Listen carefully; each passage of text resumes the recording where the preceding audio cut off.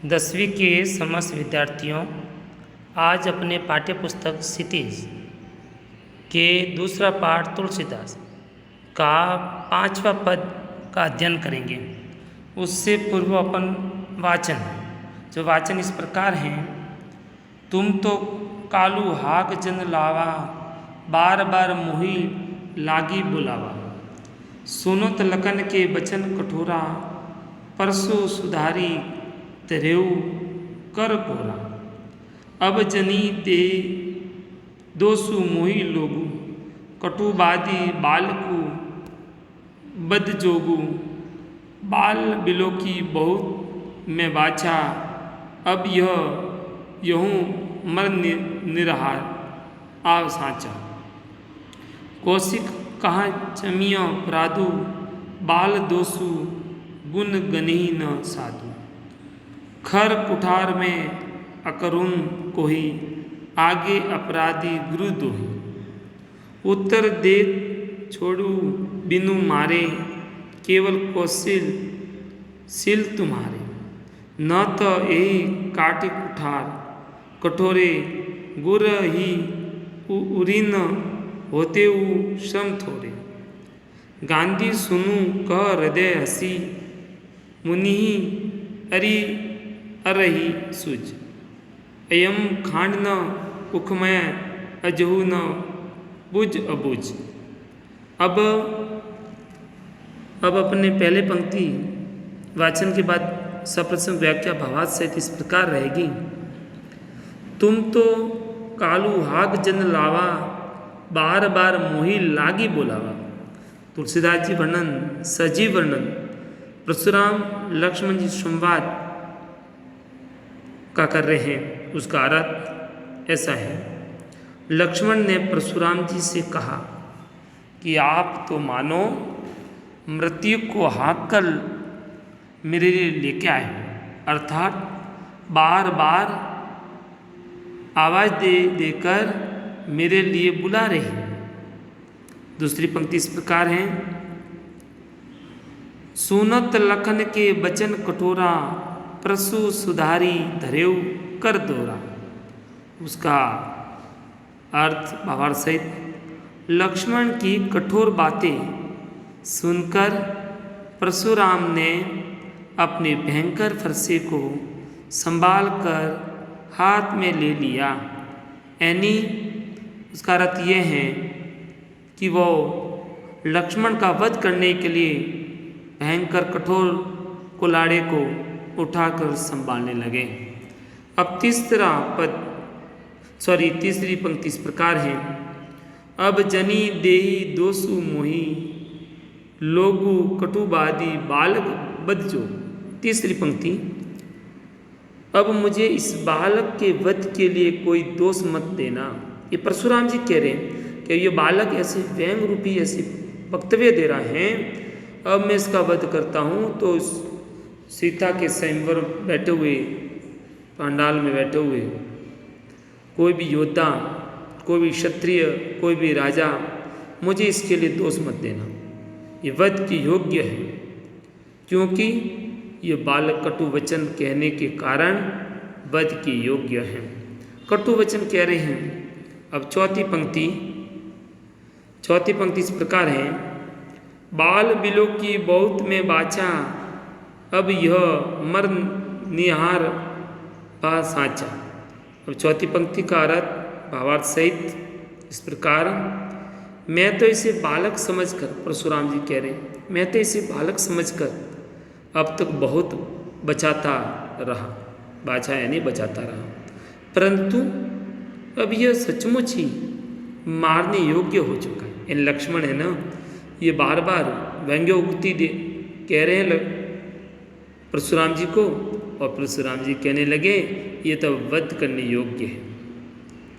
पांचवी पंक्ति इस प्रकार है। जो पांचवी पंक्ति, कौशिक कह क्षम्य अपराधु, बाल दोषु गुण गनही न साधु।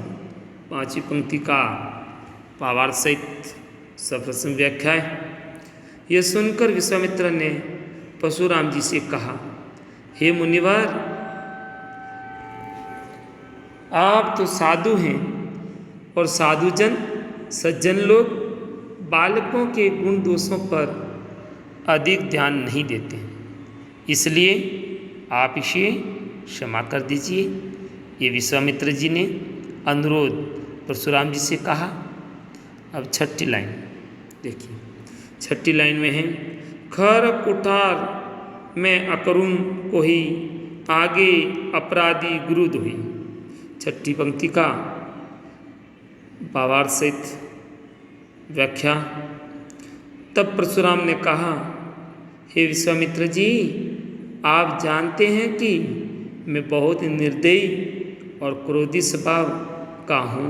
ये मियाँ मिट्टू बनने वाली बातें परशुराम जी यहाँ अपने विश्वामित्र जी से कह रहे हैं, खुद की बड़ाई स्वयं कर रहे हैं परशुराम जी कि मैं बहुत ही क्रोधी और निर्दयी योद्धा हूँ, स्वभाव का हूँ। मेरे हाथों में पैना कुलाड़ा है, बहुत धारदार कठोर लोहे का कुलाड़ा है, फरसा है भी है। मेरे सामने मेरे गुरु शिव जी का अपमान करने वाला अपराधी भी खड़ा है। यहाँ पर अपराधी लक्ष्मण जी को बताया गया है। जब स्वयंवर में श्री राम जी ने स्पर्श करते ही शिव जी का धनुष टूटा, तब राजा जनक ने सीता का स्वयंवर के लिए अनुमति प्रदान की और लक्ष्मण जी ने व्यंग्योक्ति में परशुराम जी से इस प्रकार की बातें कही। परशुराम जी क्रोधाग्नि में बहुत अधिक क्रोध बढ़ गया और वो इस प्रकार की अपना वक्तव्य दे रहे हैं। सातवीं पंक्ति है, उत्तर देत छोड़ू बिनु मारे, केवल कौशल सिल तुम्हारे। अब ये इस पंक्ति का बहुत ही सजीव वर्णन तुलसीदास जी द्वारा लक्ष्मण और परशुराम जी के संवाद। इसका अर्थ ये है, ये बार बार उत्तर पर उत्तर दिए जा रहा है। परशुराम जी कह रहे हैं, इतना होने पर भी यदि मैं इसे बिना मारे छोड़ रहा हूँ, किसको? लक्ष्मण को मारे छोड़ रहा हूँ। परशुराम जी कह रहे हैं विश्वामित्र जी से, छोड़ रहा हूँ तो केवल तुम्हारे प्रेम और सद्व्यवहार, यानी विश्वामित्र जी से इतना प्रेम और विश्वामित्र जी का प्रेम भाव व्यवहार सद्व्यवहार, उससे मैं लक्ष्मण को छोड़ रहा हूँ, अन्यथा उसका मैं वध कर देता। आठवीं पंक्ति, न त यही काटी कुठार कठोरे, गुरु ही उरी न होते होते श्रम थोरे। आठवीं पंक्ति का अर्थ ये है, नहीं तो अब तक मैं इसे कठोर कुलाड़े से काट कर थोड़े ही श्रम से गुरु ऋण से वो ऋण हो जाता, यानी ऋण में उतार देता।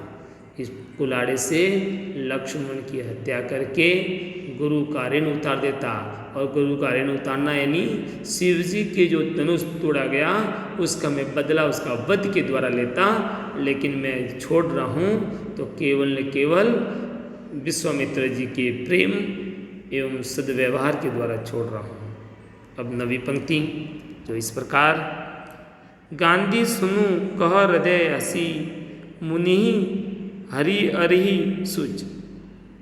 इसका अर्थ इस प्रकार है, सप्रसन्न व्याख्या सहित।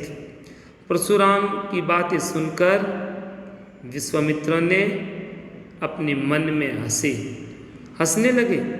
परशुराम जी जो अपने डिंग हाँक रहे थे, बड़ा योद्धा बता रहे थे, बिना लड़े ही विजय घोषित कर रहे थे, तो सोचने लगे कि देखो मुनि, परशुराम को कैसे हरा ही हरा सूझ रहा है, अर्थात सभी क्षत्रियों को हराने के कारण राम लक्ष्मण को हरा देना अत्यंत सरल मान रहे हैं, इन्हें सामान्य क्षत्रिय समझने की भूल कर रहे हैं।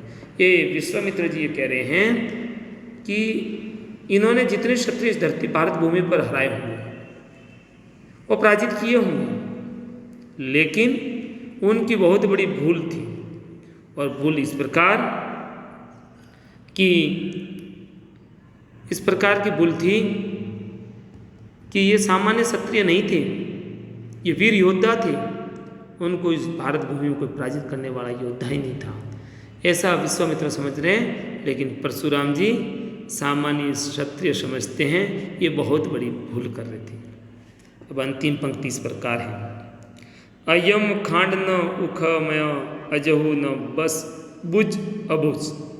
उसका सप्रथम व्याख्या भावार्थ सहित। इस बात से अभी तक अनभिज्ञ परशुराम जी अनभिज्ञ अनजाने रहे कि उनके सामने गन्ने के रस से बनी हुई खांड नहीं है, जो कमजोर वस्तु नहीं है। लक्ष्मण और श्री राम जी बहुत वीर योद्धा हैं, बल्कि लोहे से बना हुआ तेज और खांडा है। खांडा यानी तलवार है, जो युद्ध के मैदान में दुश्मनों को जो काटने में काम आती है। अर्थात राम लक्ष्मण सामान्य योद्धा न होकर वो महा पराक्रमी योद्धा हैं, परंतु परशुराम जी अभी तक इनके प्रभाव को नहीं समझ पा रहे हैं। इस प्रकार तुलसीदास जी ने लक्ष्मण और परशुराम जी की सजीव वर्णन किया है।